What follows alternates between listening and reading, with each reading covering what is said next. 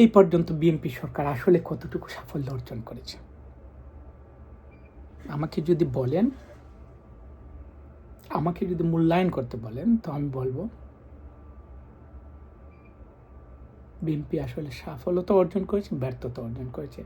কারণ বাংলাদেশের জন্য ২ টা জিনিস খুবই বেশি প্রয়োজন একটা সরকার টিকে থাকতে হলে। এক, আপনাকে আইন-শৃঙ্খলা ঠিক রাখতেই হবে। কারণ মানুষ এটা নিত্যদিনের সাথে সম্পর্কিত, মানুষের জীবনের সাথে সম্পর্কিত।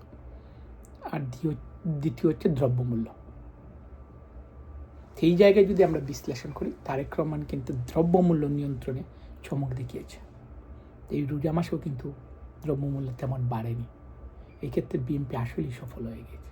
অনেকটাই সফল বলা যায়। অনেকটা না, ম্যাক্সিমামই সফল। দ্রব্যমূল্য এখন পর্যন্ত আমি যে খবর নিয়েছি বাজারে, যেভাবে রোজা মাস আসলে ধাপ ধাপ করে সব কিছু বেড়ে যেত, সেই অবস্থা থেকে মানুষ পরিত্রাণ পেয়েছে। অর্থাৎ বিএনপি এই জায়গায় সফলতা অর্জন করেছে।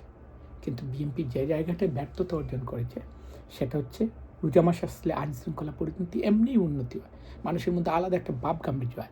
কিন্তু এই রোজা মাসে ভয়াবহ দর্শন হচ্ছে এবং প্রচুর পরিমাণে ছাদাবাজি হচ্ছে।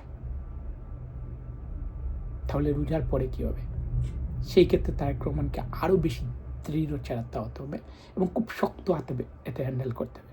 তারেক রহমান যেভাবে দ্রব্যমূল্য নিয়ন্ত্রণ করতে পেরেছে, এভাবে যদি শুধু আইনশৃঙ্খলা নিয়ন্ত্রণ করে, তাহলে বাংলার মানুষ বিএনপিকে হৃদয়ে স্থান দেবে। এটা বলার অপেক্ষা রাখে না। কারণ মানুষ দিন শেষে শান্তিতে ঘুমোতে চায়, শান্তিতে খেতে চায়। এর বেশি বাঙালির তেমন কোনো চাওয়া পাওয়া নেই। ধন্যবাদ সবাইকে।